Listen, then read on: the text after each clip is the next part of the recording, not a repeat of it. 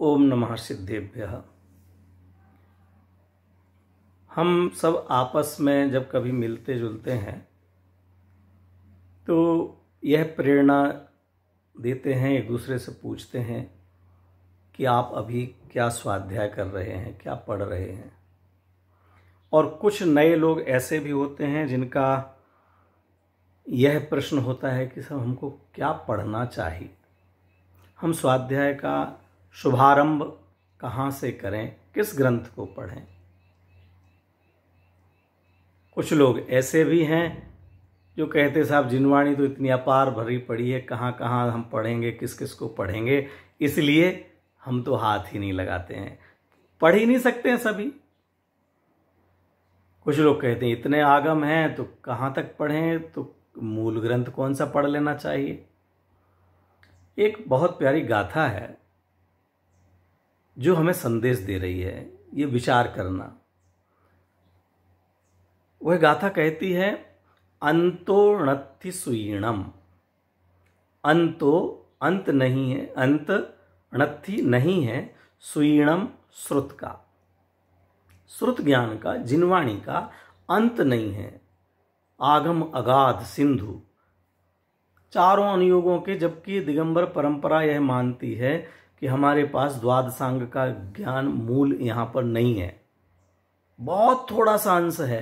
लेकिन वह बहुत थोड़ा सा अंश भी आचार्य भगवंतों ने चार अनुयोगों में जितना निबद्ध किया है, अगर हम रोजाना घंटों स्वाध्याय करें तो भी पूरे आगम का स्वाध्याय नहीं किया जा सकता। तो फिर क्या करें, नहीं करें? नहीं नहीं, जरूर करें। तो क्या कह रहे हो और आगे, अंतो णत्थि सुयीणम वयम कालोथो वयम च दुम्मेहा। काल थोड़ा है, हमारी आयु थोड़ी है और उस पर भी बुद्धि भी कमजोर है।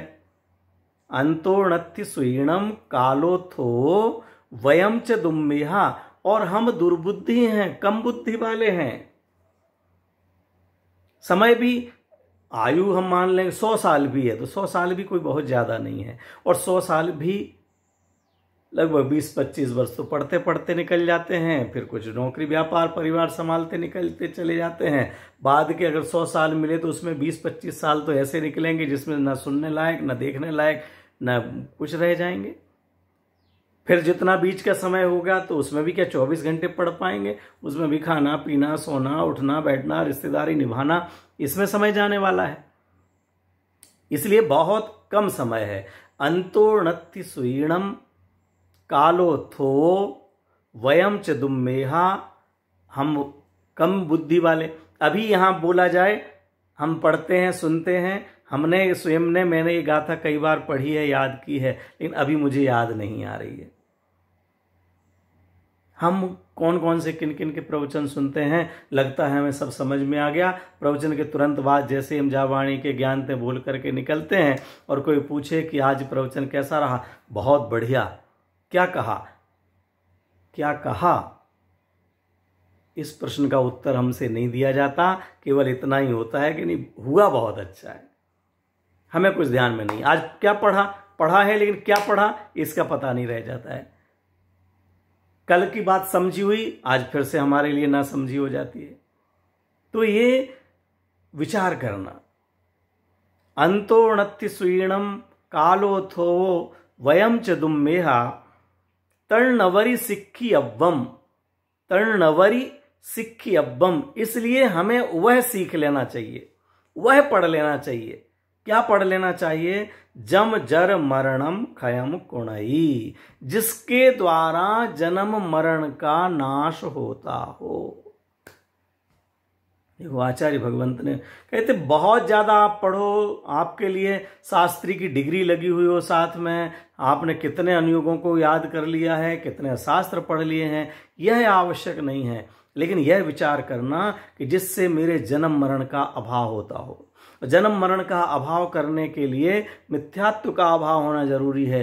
तो जिसके कारण से मिथ्यात्व का अभाव होता हो, जिसके पढ़ने से मेरे परिणामों में कोमलता, सरलता, निर्मलता आती हो, भावों में विशुद्धि होती हो, केवल कुछ जानकार बन करके हम ज्ञान के अहंकार को यदि पैदा कर लेते हैं तो वह हमारा पढ़ना सार्थक नहीं होगा। हम अधिक नहीं पढ़ें, परंतु जितना पढ़ें उसकी गहराई में जाने की कोशिश करें। अधिक पढ़ने की आवश्यकता नहीं है, मोक्ष मार्ग में अधिक ज्ञान की आवश्यकता नहीं है, लेकिन निर्मल ज्ञान की आवश्यकता है। और जितना ज्ञान है वह ज्ञान पूरी तरह से आत्मार्थ के पोषण में लगे। थोड़ा बहुत हमने प्रवचन सुन लिए, चलते चलते कान में लगा, सुन रहे हैं प्रवचन, पढ़ लिए, सो गए, सोते सोते में चल रहा है, ईयरफोन कान में लगे हुए हैं, हम तो जिनवाणी सुनते रहते, जिनवाणी सुनते रहते, पढ़ते रहते। हमारे परिणामों में विशुद्धता आ रही है कि नहीं? कषाय के प्रसंग बनने पर कषाय उत्पन्न होती है या नहीं होती? अगर होती भी है तो कितनी देर टिकती है? उस प्रसंग का हम किसको कारण मानते हैं? क्या हम उस समय भी भेद ज्ञान कर पाते हैं? उस समय भी हम ज्ञाता दृष्टा रह पाते हैं? और यदि नहीं रह पाते हैं तो फिर विचार करना, तो फिर स्वाध्याय नहीं करें, नहीं करना, लेकिन ये स्थिति आना चाहिए, इस तरफ बढ़ना, इसका उपाय करना। कोई भी सिद्धांत पढ़ें उस पर विचार करना, विचार होना चाहिए, चिंतन होना चाहिए, परस्पर में चर्चा होना चाहिए।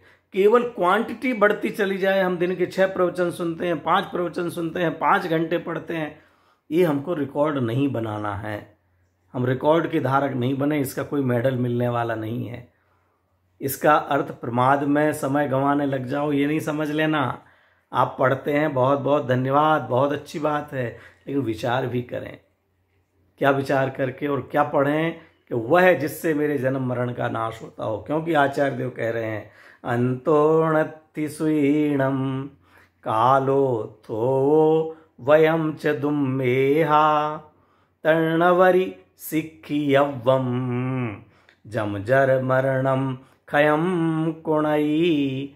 जो जन्म मरण का नाश करता हो, बस हमारा मूल उद्देश्य ही है कि जन्म मरण का नाश हो, जन्म मरण का नाश हो। हैप्पी बर्थडे मनाते फिरेंगे, उसकी महिमा आएगी तो जन्म मरण का नाश नहीं होना। इधर हम जन्म जरा मृत्यु विनाश नाय कहेंगे और इधर जन्म दिन मनाते फिरेंगे, उसकी महिमा आएगी, उसकी खुशियां छाएंगी।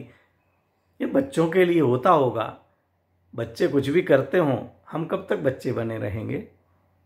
हम कब तक बचपना चला गया, बचपन चला गया और बचपना नहीं जा रहा है। ये तो बच्चों के शोभास्पद कार्य होते होंगे। विचार करना।